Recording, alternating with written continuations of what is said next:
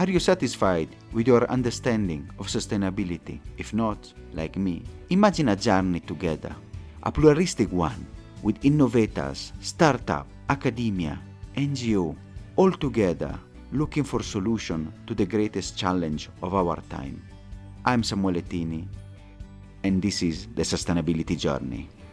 Welcome to this new episode. Today, we are going to meet a fellow podcaster, somebody that in the middle of the pandemic decided to make an impact and stand out for putting their climate change and environmental news in a new, fresh, and apolitical way. So I want to really welcome here Ethan Brown. Thank you, Ethan, for being here. Oh, thank you for having me. It's really a pleasure to have you to discuss how to communicate and really have this sharing this experience of your podcast, which has a wonderful name, The Sweaty Penguin. I really like the freshness and the way you communicate with very important guests, the news, and you brought up a discussion about the challenges of our times. What is your journey in sustainability and how you ended up being a podcaster, full-time podcaster? So I was never an outdoorsy person growing up. I was inside all the time. I had no inherent interest in the environment, which I guess is kind of rare in our little community. But when I learned about climate change in like middle school, high school, I was kind of scared, but it wasn't interesting to me. It wasn't fun. And so I really struggled to actually learn more about it. I took an elective in high school on climate change, didn't really like it, just was struggling to get interested. But it was such an important issue, climate change, that I felt like I had to figure out a way to engage myself. At that point in time, I was applying to colleges to study film and television. I ended up going to Boston University to do that. And I was looking at, they had a minor in environmental analysis and policy. So I was like, okay, maybe I'll take a couple classes, like try to force myself to learn a bit more and see if I can get interested, because I felt like I'm going to school to be a storyteller. I need a story to tell. And this is such an important story. And I finally started to get interested in some of these early college classes. And I think what it was is that I was so exposed to environmental news that really framed it as each issue has, like, here's the solution that we all have to do. And it was very the politics and the science and the facts and the problems and the solution. Like, it was all just jumbled together. And I think that made it overwhelming for me. And I just didn't like how politicized it was. And so taking some academic classes and learning how, in fact, these problems are all just facts and science, but then the solutions conversation, there's a real variety that you can choose from. And there's some that might be more liberal, some that might be more conservative. You don't even have to use that language. Some, they can really be anything. And so I think that nuance and that variety really got me excited. I also came up in film and television doing a lot of comedy writing. So when I launched this podcast, The Sweaty Penguin, I was kind of able to combine all of those different skills, my comedy writing skills to make it less overwhelming, and then talking about it in a way that would have engaged myself as a younger person, where it's not so much like you need to be this nature outdoorsy person to care, but more just here's an issue, here's how it affects us and the environment, the economy, our health, our justice, our security, any which way you look at it. And then here's some solutions, and you can consider these and choose what you like. I'm not going to tell you what the right solution is. Wonderful. It's really an interesting story. Actually, you ended up forcing yourself and getting a wonderful story. By far, it's a very successful one. It is also part of the PBS, Public Broadcasting Service in the United States. It's called the Peril and Promise, that is dealing about climate change. So can you tell us a bit more about why the Sweaty Penguin, and which is the approach that you have decided to do for your podcast to communicate your idea? So our podcast format has two segments. There's an opening monologue that I deliver that is, I don't know if your listeners would be familiar with John Oliver, Hassan Minhaj. These are comedians who do TV shows where they talk about various issues, but they intersperse jokes throughout the whole thing. So it's kind of a cross between comedy and journalism. So I'm in that space, not quite the same as them, but doing that where I talk about the issue. There's a lot of jokes interspersed. And like I was saying, there's also that very problem solution framework where I cover the problem first, the facts. I'll say everything that you need to know about it, and then I'll get into the solutions and have a kind of variety that you can consider. Then the second segment is an interview with an expert, and we've had experts from 10 countries across 5 continents. We actually did have one from Kenya on, which was really fun. Those interviews have been with some really amazing professors from all over the world doing all sorts of interesting research. And that's really fun too, to be able to kind of translate what they're doing into something that us non-scientists or non-professors can engage and enjoy. Let me ask you, what is peculiar about your style? Because I'm sure people, they will ask the Sweaty Penguin, why this name? How did it come up? And which is your target that you are trying to focus with your podcast? I think our target is naturally younger people. I think over a majority of our audience is in the 18 to 27 age range. I think that's largely just out of the fact that we're writing comedy for that age. But obviously, young people are also very much affected by climate change. I would argue older people are affected as well, but we're going to have to endure these effects for our whole life. So that's very fun for us. In terms of what makes us different, we're really putting a conscious effort into making the issues less overwhelming and politicized and more accessible and fun. And I don't think that's necessarily the goal of most environmental news. I can't tell you what the goal is, but I can say from reading it, I often come away feeling overwhelmed or depressed, or just like this is some big political debate and I can't quite figure out what's fact and what's opinion.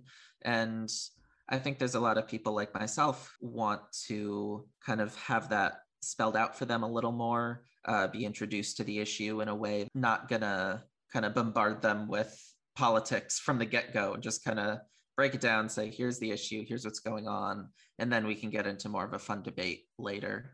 That is very interesting, because so you put the humor, the fun, and the discussion, and then you put the science and the base.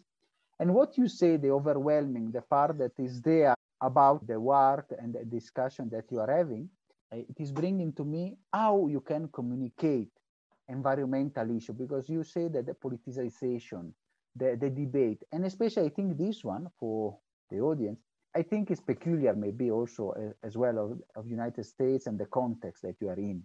So can you explain a bit how is communicating environmental issue in the States? And, I think which are the main drawbacks? Also, that they are putting young people, maybe to be a bit afraid of, a bit overwhelmed by the debate. The United States is seeing more and more impacts of climate change. Of course, we're seeing a lot of wildfires on our West Coast and drought. We're seeing a lot of hurricanes and tropical storms on the East Coast, and we're plenty in between. So I think people are becoming more aware of climate change. I don't think there's quite the denialism conversation that there may have been 10 years ago or so when I was first learning about it. But we do have a very politicized outlook on everything. According to Pew Research Center, I believe in 1994, it was 24% and 18% of Democrats viewed Republicans very unfavorably, and Republicans viewed Democrats very unfavorably. In 2016, those numbers were up to 58% and 55%, and I imagine they would be even worse today. So when people are unwilling to engage with each other, unwilling to talk to each other, I feel that creates a situation where we're just not only unable to create policy and create solutions, but unable to agree on what the problems are and what the magnitude of the problems are. And I think just by opening up those conversations and trying to make that a little easier, you can make so much progress. If we can be on the same page about what our issues are, we may not disagree on the policy, but that's the conversation I want to have. If we can debate what the right solution to this problem is, ultimately we're in a good place. We're moving toward a solution as opposed to just being stuck, which is kind of where it feels like things are in the US right now. That is a kind of even worrisome because the rift and the divide between the two opinions, it can be in really an hindrance to understand that it's a common problem and they need a bipartisan approach because climate change does not affect you so because you are a Republican or because you are a Democrat. It really affects everybody. So what you are really trying to do, I think, is really important also to bridge this divide. And I think what you said, I want to really stress that because you can debate on the solution, you can discuss how we can solve the problem, but not on the problem itself, because it's really the problem now is fact, is science. So then we can see how we can approach. Along this 1 year and a half of your podcast, can you share a bit of stories that maybe they touched you and they have been a bit of impact? So what we did for our first few episodes, and then we started doing more sporadically, is doing sort of bonus segments where we'd bring on two guests, one who's more liberal and one who's more conservative. And the times we've done it, they would just be other college students around my age who were really not that familiar with environmental issues, very smart people, but that wasn't their expertise. And they would pick a previous episode that we had done and both listen to it, and then we just have a conversation about it. What I found from those conversations, not only would they come away agreeing on the problem, but they would very often start to agree on political approaches and solutions. And in just like 20-minute conversations, I was so enthused by that obviously I'm sure it's a little different for people who are friends with me and know me and trust me to listen and just believe whatever I'm telling them. But I'm really encouraged by that because I feel like the approach that we're taking, if it can work in these small little conversations that we do and we have recorded, you can go listen to them very easily, then it could have a much wider effect. Wow, I mean, in 20 minutes, you managed to bring back together people and agreeing. That is a kind of an impact. It's really, I think, one of the best part that your podcast is doing, especially with young generation, to recognize the problem.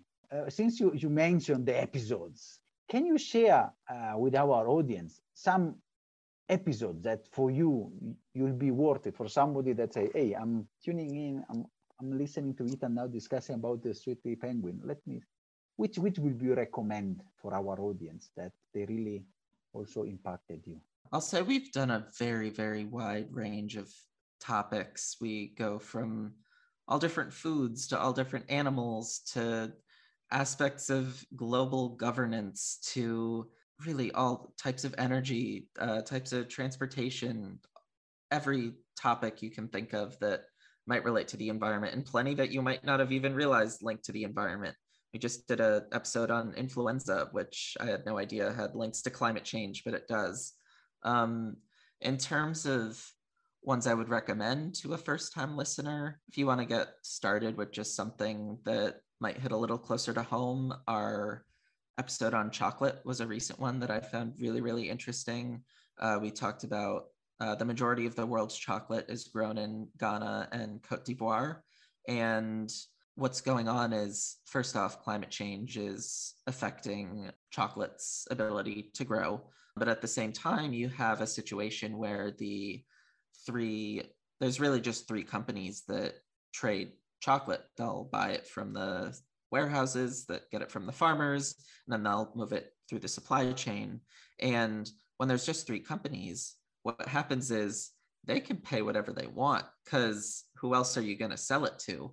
So they're paying ridiculously low prices, not free market at all. That trickles down to these farmers who are forced to take ridiculously low payments. And so in order to make a living, they're kind of forced to say, we're just going to grow as much chocolate as we can, which inevitably leads to issues like deforestation, like child labor. And it actually turned out to be a bit of a sad topic. It was not easy to write comedy on.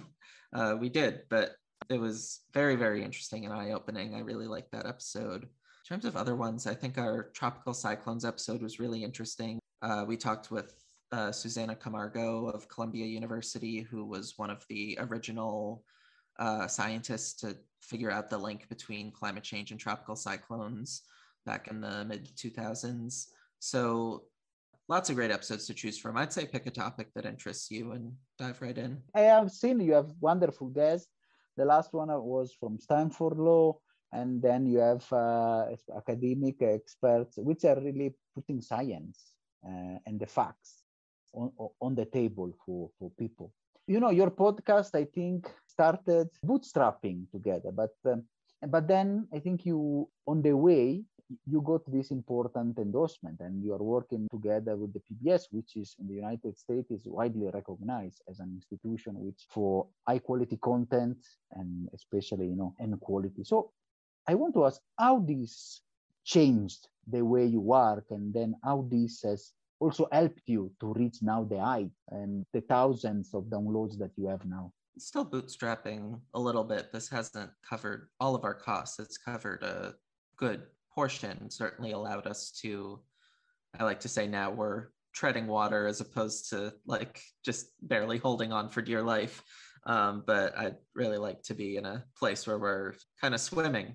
But yeah, Peril and Promise has been a fantastic partner. It's such an honor to see our episodes on pbs.org and have that affiliation. And what it's really allowed us to do is when we had that revenue, we were largely able to put it back into our team. I was able to start paying my team members for the work they're doing. I cannot yet take money for myself, but I certainly hope to get there someday for this to be a sustainable thing that I can do full time. But in the meantime, I think that's been a big help because I have just such an amazingly talented group of people that I work with, and always say I value talent so much. I just want to retain everyone I can and keep them happy and enjoying what they do. We're working on hiring another researcher or two right now to help us out. We got like 8 applications and I was like pulling my hair out, feeling like I can only take a couple people because of financial restrictions, but I would love to have all of these people on our team. So that's certainly been a big help. It's also changed just our production process. We have to run more stuff through lawyers. We have to take some extra steps. But it also has, I mean, that kind of stuff sounds a little annoying, but there's also some stuff that I think has been a benefit. They want us to do a little more careful fact checking, which I'm in the end very glad that kind of got pushed on us, because a lot of these issues there's a lot of different information out there and it's really important to get it right. And so having that new emphasis on actually sourcing every single statistic visibly on our scripts has really forced us to say, we need to make sure we're getting everything correct, and multiple people on the team check every single fact now. And that's great for our listeners. That means you can really trust what we're saying. That is an important word, the quality of guests, the quality of information, and the quality of the podcast. That is also what I'm trying to work and really finding people that can give value. And you are doing a very good job for the people that are listening and then say, hey, podcasting, what is it and how it works? And can you give just a glimpse of the day, how is it, and then how you do it, and maybe even some tips for people that they want to also maybe start their own or just they're just curious. I was really fortunate to be good friends with my friend Frank Hernandez, who's now our sound editor and producer. And I went to him when I first had the idea because I knew nothing about podcasts. At that point in time, I didn't even really listen to them that much. Now I do, but I didn't at the time. But this seemed like it fit the podcast format the best because podcast audiences generally skew a little younger, they skew a little more educated, and we were in the middle of a pandemic. So what else was I going to do? So I reached out when I had the idea and I was like, hey, do you think we could do this? Can you help me? And he was probably very bored, but graciously agreed to help me out. He was original team member. And so he really took over all the audio editing. And I think that's been a big help for me to be able to focus on the content and not worry as much about the technical side. So yeah, and then I brought in more people. So I'd say my biggest piece of advice is to ask for help if you're starting a podcast. Obviously, folks like yourself are doing it solo and doing a really good job. But as I'm sure you can attest, it's really, really hard to be a podcaster, and especially solo. I have a hard time with a team. So I see a lot of podcasts just do like maybe 5-7 episodes and then stop because they didn't realize how hard it was going to be. If you want a successful podcast, really, it's got to be weekly content, or at least some cadence. Like I love you do the 9s of the month, something like that. You've got to obviously put a lot of time in, make sure the audio sounds pretty good, and also bring something new. There's over 1 million podcasts out there. Like you need to have a reason for people to listen to you. I actually, for a long time, have made fun of like college white guys starting podcasts, and then I ended up being one of them. But I really took care to be like, am I actually providing value with this, or am I just listening to myself talk every week? And if I didn't feel like I was doing something special, I wouldn't be doing it. So yes, no, thank you so much. I think for me, it's the quality and getting guests, because that is where you can get the provide the value for the podcast. And I'm really glad to have, for now, personally, for my personal experience, if I can share, it's been a very good journey, because I got people from all over the world and very good and talented people like you, that you have decided in the middle of the pandemic to go and got out of the world and you have by far a successful podcaster now. That leads to the next question. You have reached the PBS. You are now endorsed. You have now a badge of honor of quality, and people are listening to you. Big experts are coming, big names, Stanford and universities. So where do you want to take it? How? What is the way forward for the Sweaty Penguin? Short term, we're actually working this spring to develop a new second weekly episode called Tip of the Iceberg. And we've released a few of these just to kind of get a feel for it. Basically, I'll be delivering a very short monologue on whatever the big environmental news headline of the week is, and giving more of a take on it, not necessarily just saying this is what happened, but providing context and making some argument, not a political argument, just an argument about how we ought to look at this story. And then the second segment is taking a question from our listeners. I really want to engage our audience more, and I think this is going to be a fun way to do that. Long term, I want the Sweaty Penguin to be not just a podcast, but a news outlet, a media company that is creating environmental content that is less overwhelming and politicized and more accessible and fun. And what I hope comes of that, and what I hope we can ultimately get into, is using that content to promote engagement and perhaps conversations between people who might disagree with each other and having some civil discourse. I think that I would love for that to be part of our vision. I could see some sort of website with all our news and all our podcasts and maybe videos and infographics, and underneath there's comment threads, or there's like, you can sign up for a conversation, or I don't know exactly what it looks like, but some platform with this type of content that we're doing in all various forms for people to engage with and feel a little more comfortable talking about the environment.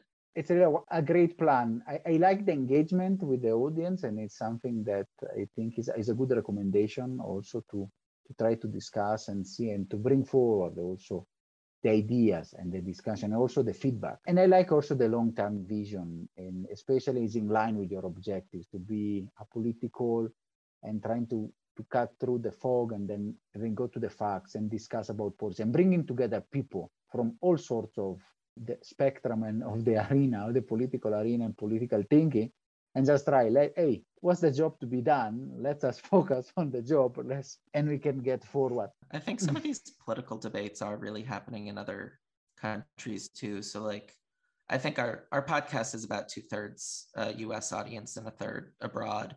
And I think that even though I kind of talk from a US framework sometimes when I'm talking about those kind of bipartisanship challenges, there are other countries that's happening as well. So I think that what we're doing could apply more broadly.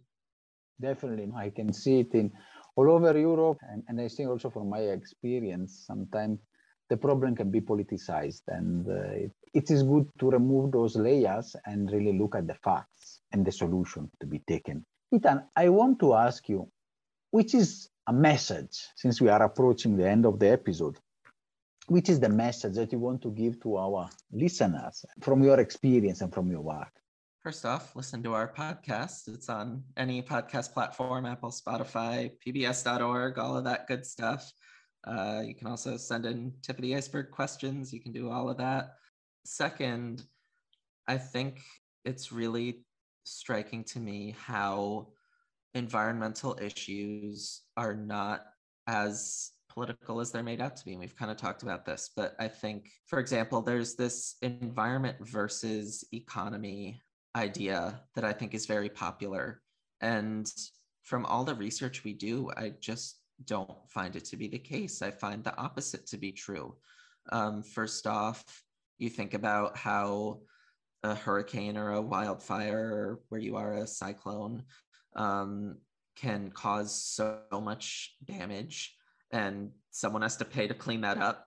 Certainly, it would cost a lot less to mitigate climate change than to have to clean up all of these disasters. But then even in the short term, if you look at energy sources like solar and wind are becoming increasingly competitive in the market. And then even more simply, like I talked about chocolate before, it's not a case of helping the environment is going to hurt the economy type of thing. We see that economic model is not a free market. It's kind of broken. And if you were to, not that this would be easy, but let's pretend there were a free market for chocolate where lots and lots of small companies were buying chocolate from chocolate farmers, then you'd have a much more competitive price. The farmers would be making enough money, so they wouldn't go chop down forests. They wouldn't try to get child laborers, and that would be fantastic. So you can see how the economy and the environment can really work together. And I think that is exciting. I think a lot of countries in the world are a little scared to approach climate change, both industrialized countries like the United States, who might fear that they're going to over-regulate or something, or developing countries who are looking and saying, we've got a bunch of coal in our backyard, why should we go buy this technology?